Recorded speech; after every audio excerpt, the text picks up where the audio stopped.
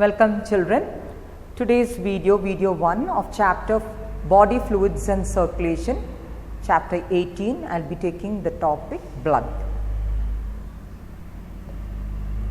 Blood, as you know, is a fluid connective tissue, and we are going to learn the composition of blood. It is broadly classified into two main components: plasma, which constitute 55%, and formed elements, which constitute 45%.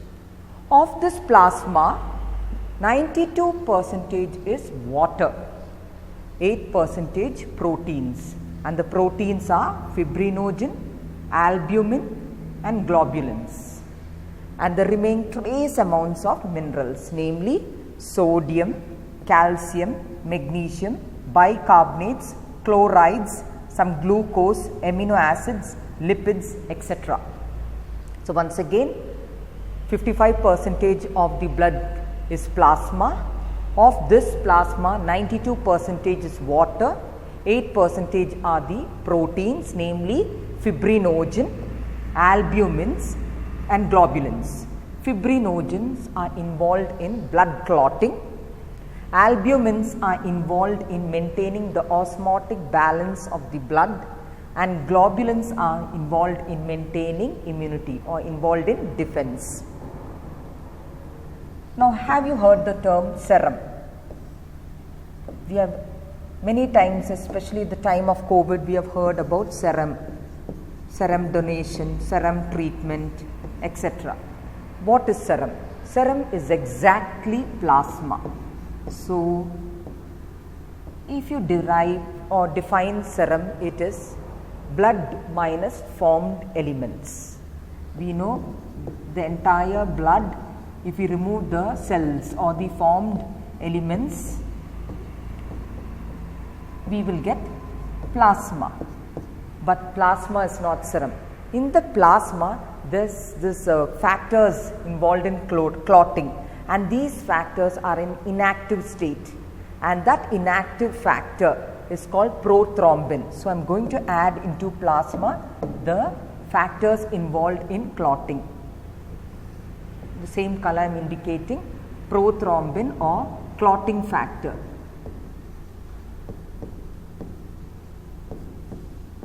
We will be learning with respect to clotting. This clotting factor is called prothrombin.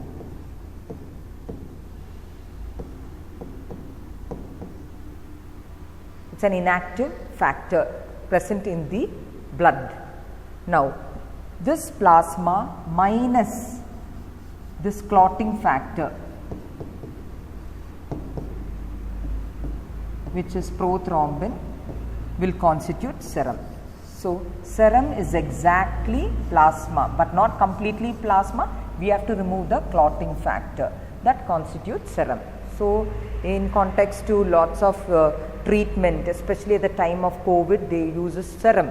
So, serum, you must remember, it is not plasma. We know what is plasma: removing all the formed elements of blood devoid of cells is called plasma. Now, within the plasma, I told you there is water, proteins, minerals. Also, I have added clotting factor, and clotting factor in inactive form, and the clotting factor is prothrombin. So, what is serum? It is plasma minus clotting factor forms the serum.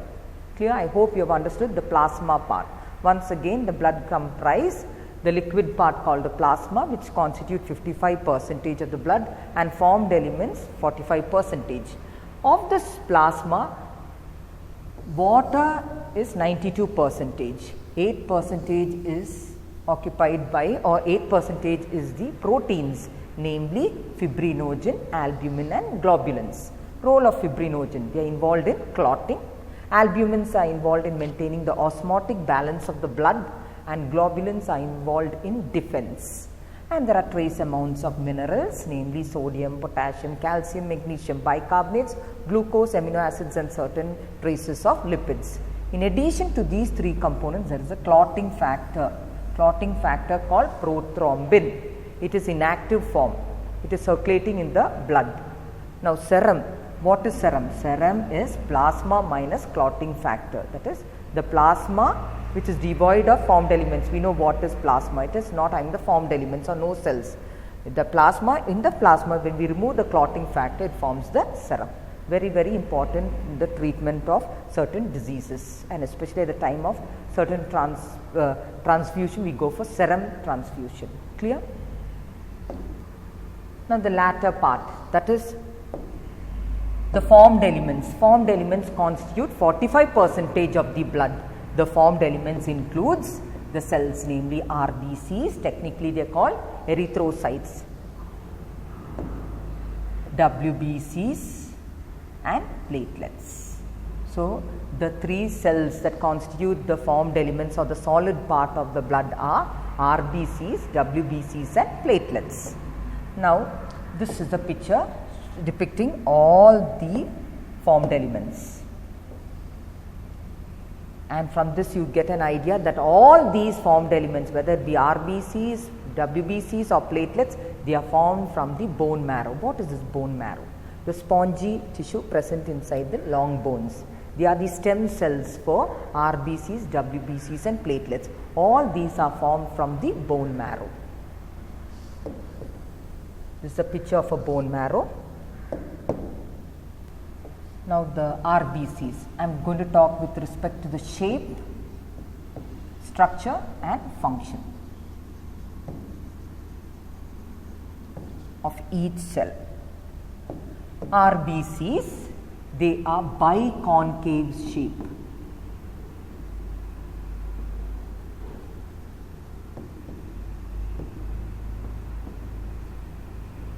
Or disc shape, devoid of nucleus. They are red in color because of the presence of hemoglobin. So, once again talking about the RBC, look at the shape of the RBC. They are disc shape or biconcave shape, devoid of nucleus. They have the hemoglobin and hence they are red in color. The function of RBCs, they carry oxygen and carbon dioxide. That is, the hemoglobin of the RBCs carry oxygen and carbon dioxide.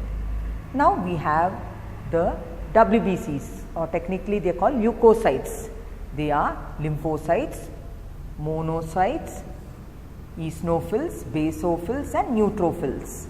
The first two, that is lymphocytes and monocytes, are called agranulocytes.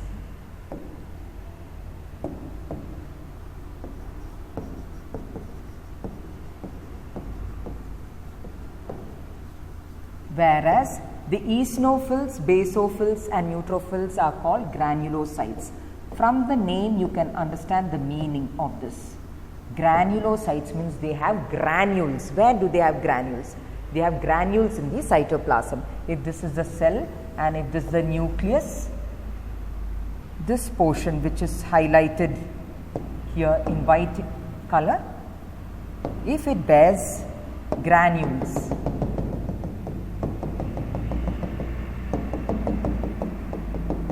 it is called granulocytes, and if they do not bear granules, they are called agranulocytes. I hope you have understood. So, there is a nucleus that occupies the central space.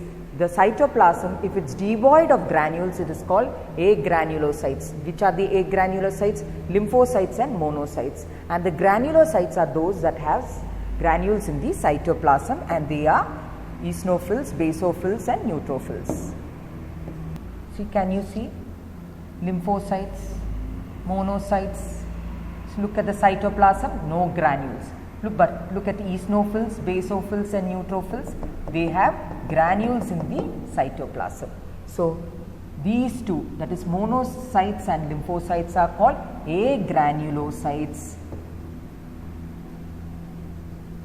whereas eosinophils, basophils and neutrophils are called granulocytes.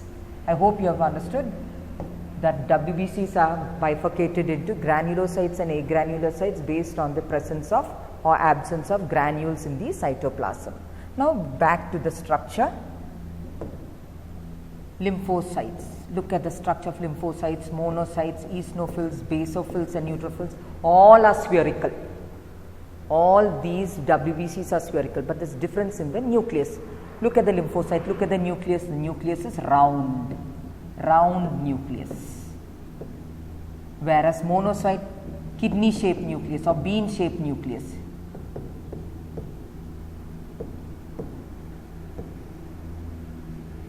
Eosinophils, dumbbell shaped nucleus.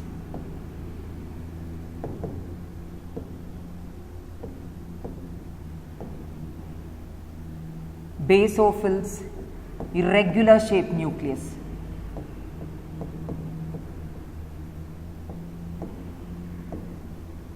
And lastly, the neutrophils, they are multi-lobed nucleus.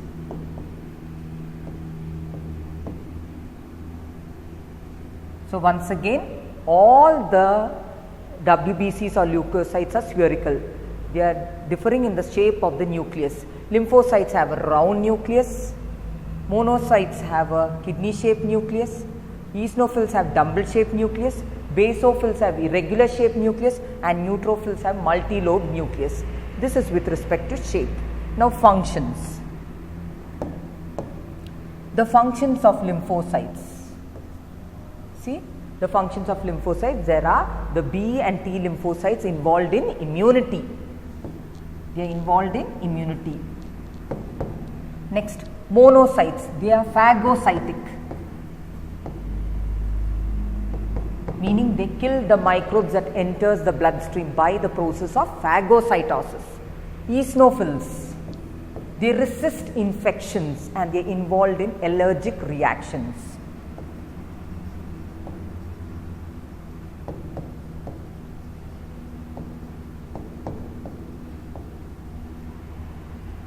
So during at the time we have infections, we can see the eosinophil count is high. Does not mean we are having eosinophilia. At that particular period of time, the number of eosinophils increases as a defense mechanism, and also during allergies, this number of eosinophils increases. Basophils, that is at the time of inflammatory reactions.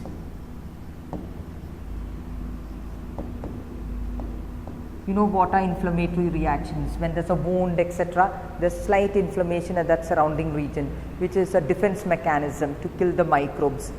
And during that time, the basophils release certain chemicals, namely serotonin, histamine, heparin, etc., which are responsible for the inflammatory reactions. And lastly, we have the neutrophils. Neutrophils, like monocytes, are also phagocytic in nature. They kill the microbes by the process of phagocytosis. So once again, talking about the WBCs, the shape, all are spherical. Only the difference is with respect to the shape of the nucleus. Lymphocytes, as the picture shows, lymphocytes has circular nucleus. Monocytes had kidney shaped or bean shaped nucleus. Eosinophils have dumbbell shaped nucleus. Basophils have irregular shaped nucleus. Neutrophils have bilobed nucleus, many lobed nucleus. Also you should remember, lymphocytes and monocytes do not have granules in the cytoplasm, whereas eosinophils, basophils and neutrophils have granules in the cytoplasm. Hence, lymphocytes and monocytes are classified as agranulocytes, and eosinophils, basophils and neutrophils are classified as granulocytes. Now regarding the function of lymphocytes, they are involved in immunity, and we will be learning in later classes. There are two types of lymphocytes, namely B lymphocytes and T lymphocytes. Monocytes, they are involved in phagocytosis, that is, they kill the microbes by a process called phagocytosis. Eosinophils, they are involved in two reactions, infections and allergy. During allergies and during any type of infections, a lot of eosinophils increases in number and they bring about immune responses. Basophils, they are involved in inflammatory reactions. What are inflammatory reactions? Slight swelling, reddening, dilation of the blood vessels, slight fever, etc. due to certain chemicals released by the basophils. The chemicals are serotonin, histamine and heparin. which are responsible for inflammatory reactions, which are very important as a defense mechanism of our body. And again we are having the neutrophils. They are also phagocytotic in nature. They kill the microbes by phagocytosis. So here I have emphasized the shape and the function of all the WBCs, or scientific word of WBCs, leukocytes. And last we are having the platelets. Platelets, scientifically they are called thrombocytes. They are also formed by the bone marrow by the megakaryocytes, the specialized stem cells called megakaryocytes.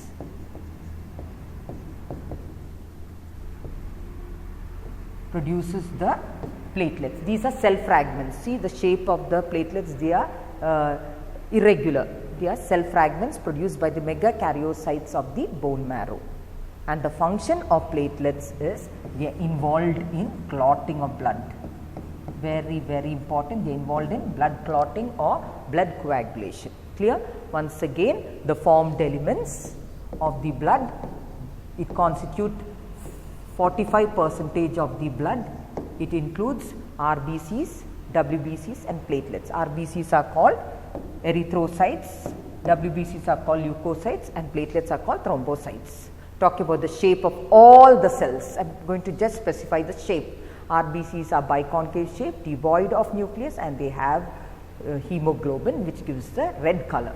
The WBCs are classified into agranulocytes and granulocytes. Agranulocytes do not have granules in the cytoplasm, whereas granulocytes do have granules in the cytoplasm.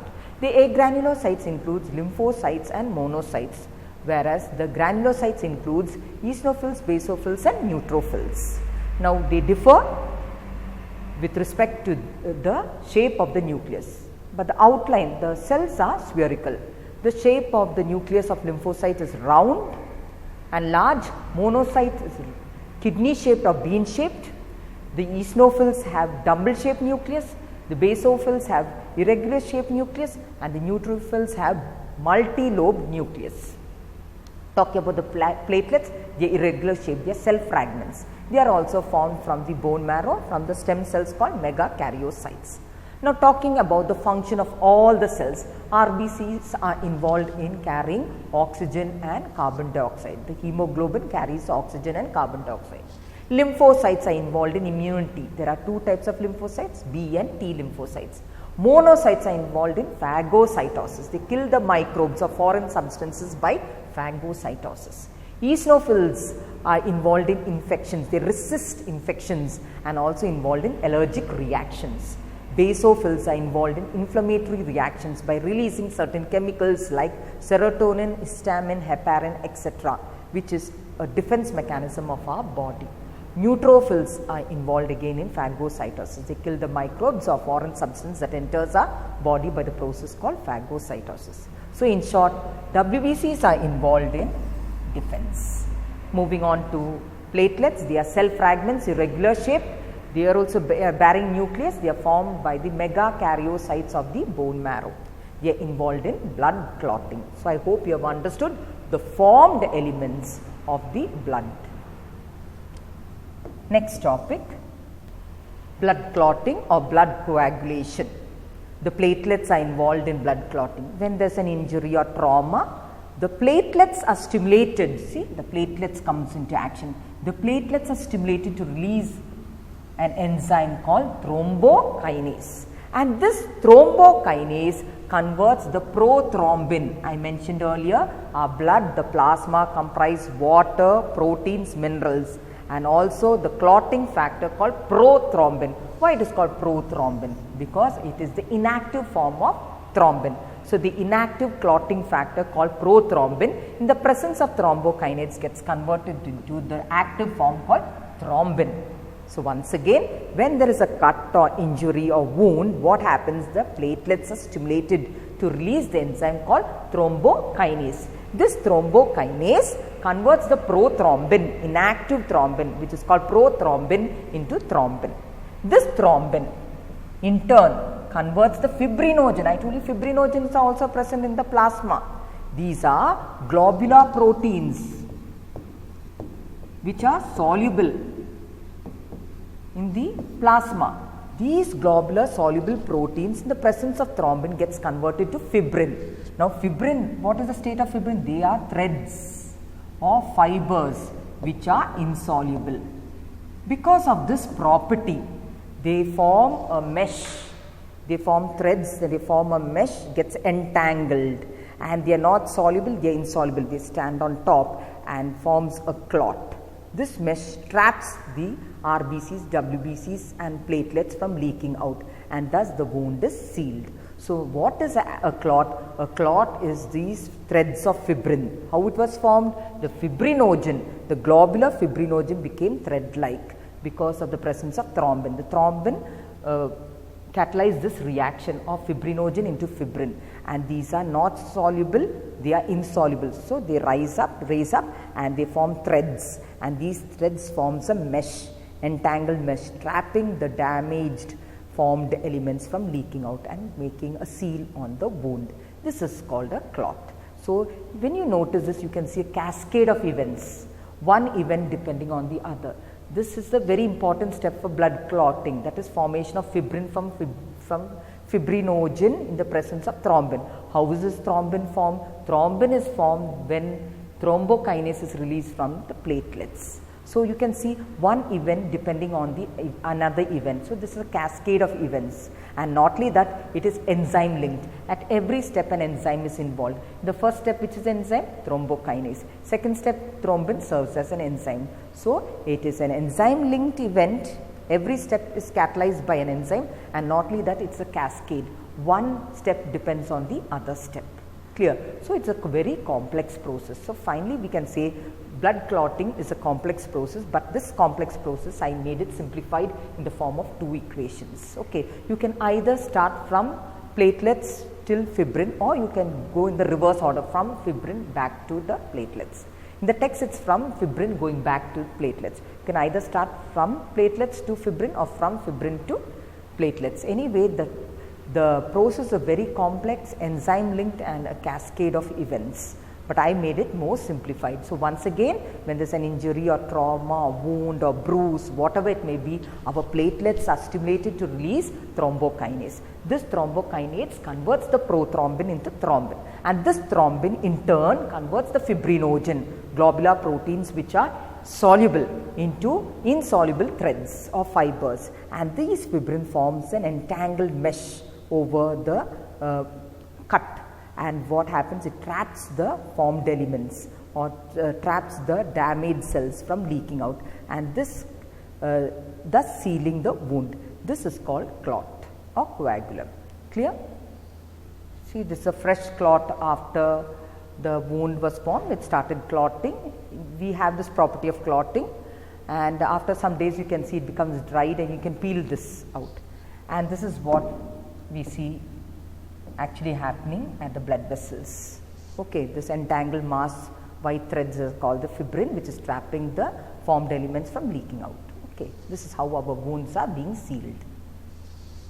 Next topic I am going to deal is with blood grouping.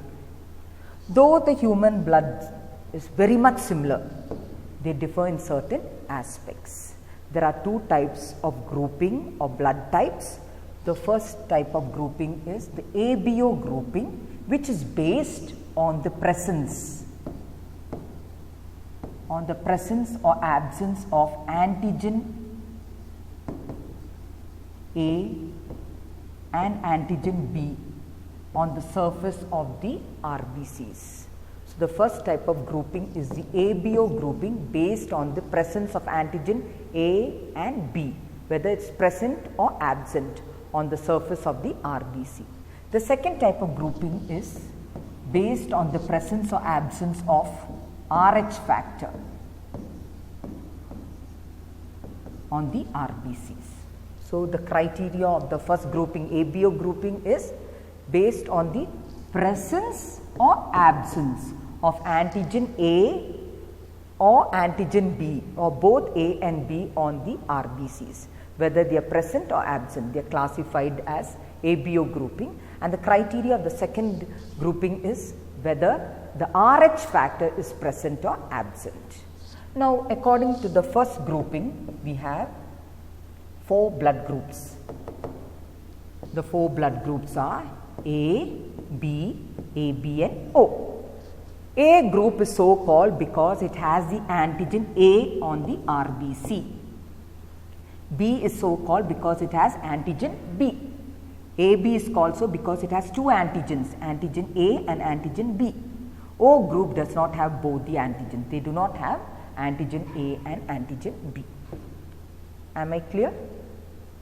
So, based on the ABO group, we have 4 types of blood groups. A because antigen A is present, B because antigen B is present, AB because both antigen A and B are present, and O group they do not have any antigens A or B.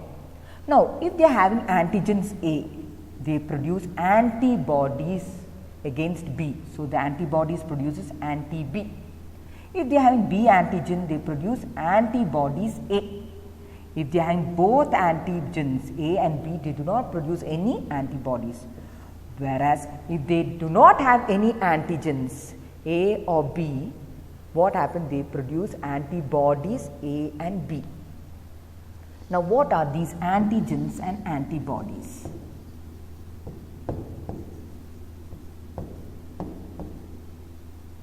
Antigens are foreign substances. Foreign substances can include microbes, microorganisms. It can include an organ which is transplanted during an organ transplant, or a graft, skin graft, etc., or an insert, like say the pacemaker, stent that is used during any operations. Okay, so antigen is a foreign substance. Remember, antigen is a foreign substance. Usually we refer to antigens as microbes. Okay, anyway, microbes are foreign. So, all foreign substance that gets into our body are called antigens. And antibodies, you can nickname it as the soldiers of our body. When an antigen is present, only when the antigens are present, the antibodies are released. See, when only we release our soldiers in the border, at the border, throughout they are there to enforce security, but when they come into action, only when the enemy intrudes into our border, only then our soldiers get into action. Similarly, only when the antigens are present will the antibodies be released. That's why antigen is getting the name antibody generating. Only when they are present is antibodies generated. Simply at all, antibodies are not produced in our body. For no reason antibodies are not produced. When an antigen, specific antigen enters our body, our immune system responds by producing antibodies, and these antibodies, like soldiers, fight with the antigens. So, remember, antigens are foreign substances that gets into our body. Okay, and antibodies, remember the soldiers, they are produced only when an antigen gets into our body, okay, to fight the antigen. So, the name, why antigen is getting the name antigen? Because they are antibody generating substance. Only in their presence antibodies are released by our blood.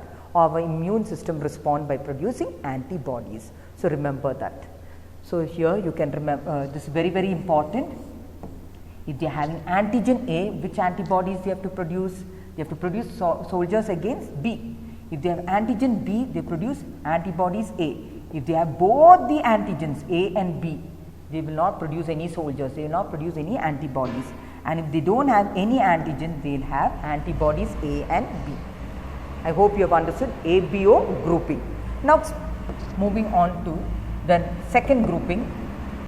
Second grouping is based on whether the RH factor is present or not. What is this RH factor? This RH factor was first found in the rhesus monkey, and hence it is given the name RH factor. Nearly 80 to 90% of the human population has this RH factor on the RBC. So, we are nearly 80 to 90% of the population has this RH factor attached to the RBCs. So, they are RH positive, it is given as positive. Negative is they do not have this RH factor. So, here it is bifurcated into two, positive and negative. If RH factor is present, they are called positive. If RH factor is absent, they call it RH negative. Now, incorporating these two blood grouping, I am incorporating ABO grouping and RH grouping. When we incorporate these two blood grouping, how many groups do we have? Can you answer? How many groups do we have? We have 8 groups. Why do we have 8 groups? We have A, B, AB and O. That can be bifurcated into A positive, A negative, B positive, B negative, AB positive, AB negative, O positive, O negative. Clear?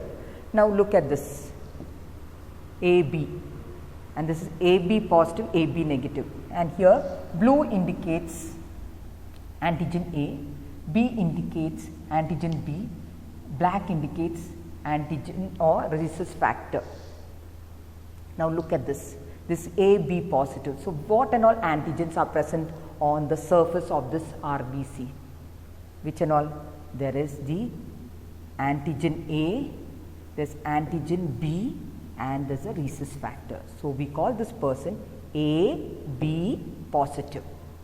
A because antigen A is present, B because antigen B is present, and also there is an Rh factor.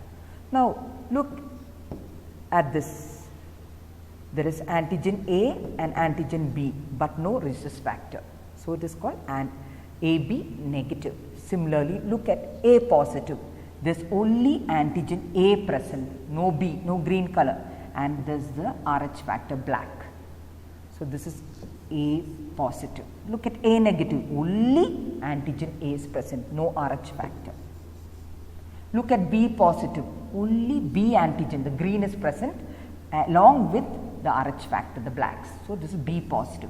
The same figure here, only antigen B is present, no Rh factor, so B negative. Look at O positive, no antigen A, no antigen B, only the Rh factor present. This is O positive, whereas O negative, no antigens at all, no A, no B and no Rh factor. So when we consider taking into consideration both the groupings together, there are 8 different types of blood groups: A positive, A negative, B positive, B negative, AB positive, AB negative, and O positive, O negative. Of these, the universal donor is O and the universal acceptor is AB.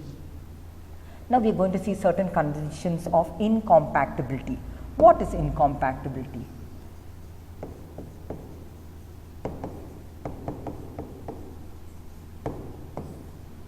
Very, very important. During blood transfusion,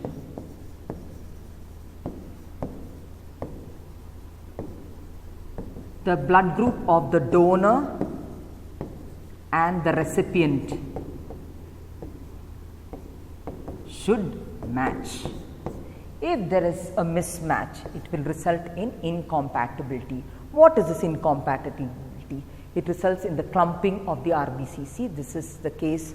If I zoom and show you, this is the RBC that is agglutinated or clumped in the blood vessels, and therefore it can be fatal. It can cause block and it will be very fatal, the person can die. So it's very, very important during blood transfusion, the donor's blood should match with the recipient's or acceptor's blood. If it's A positive, he should receive an A positive blood. B positive, he should receive B positive blood. Or else what will happen? The RBCs will agglutinate or clump and result in blocking, intravenous blockage and death. Clear? So this clumping takes place intravenously. Very, very dangerous. So it's very, very important to check the groups during blood transfusion. Therefore, it becomes a criteria during blood transfusion. The donor's blood should match with the blood of the recipient. Clear? Next, there is another type of incompatibility or mismatch in the case of pregnancy.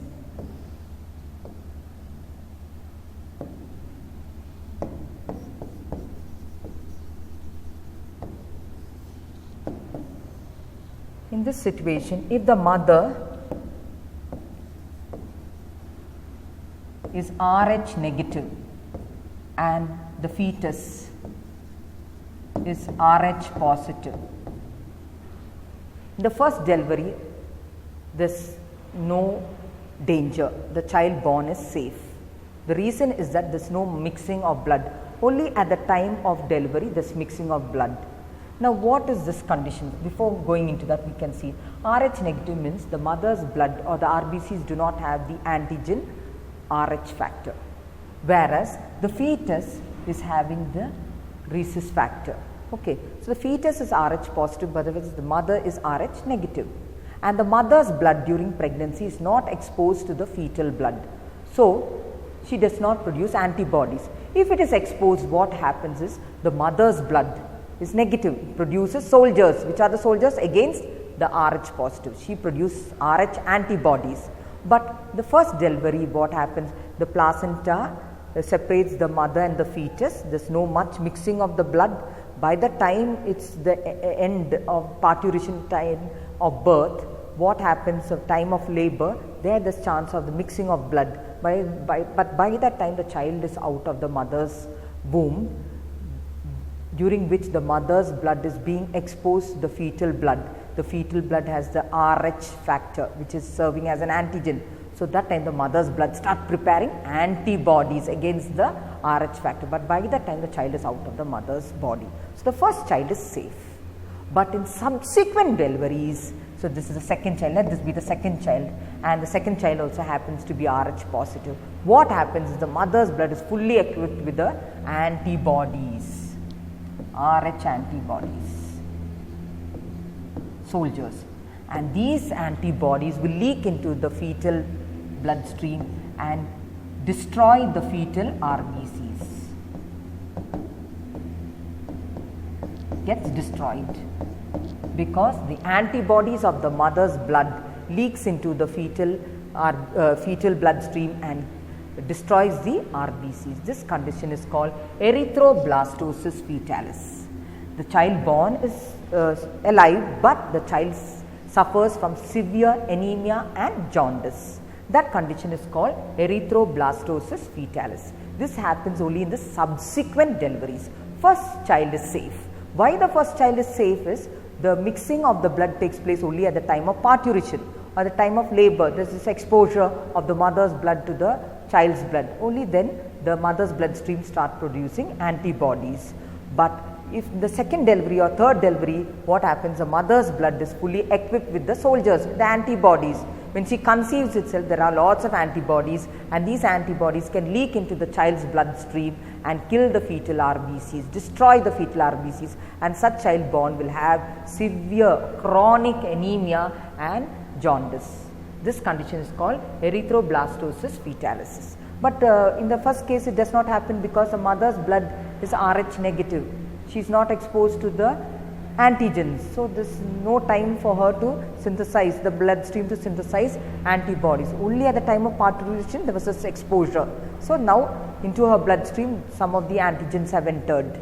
Okay, but the child has come out, and then the antigens that have entered will start stimulating the release of antibodies against Rh factors. Okay, so the mother's bloodstream, like the vaccination, is equipped with sufficient number of antibodies against the Rh factors. So, subsequent deliveries become problem because there is chances of through the placenta, there is chance of the mother's blood to leak into the fetal bloodstream.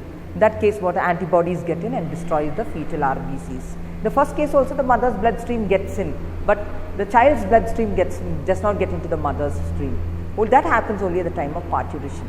There is one way, mother's blood getting into the child's bloodstream, but not the other direction, child's blood getting into the mother's bloodstream. That in the case of the second delivery only, that becomes an issue or becomes complicated because already the mother's blood has recognized antigens and they have produced a number of antibodies which leaks into the fetal bloodstream and destroys the fetal RBCs. I hope only the subsequent deliveries it's becoming a complication, and hence after the first delivery the mother is administered with this injection, anti-Rh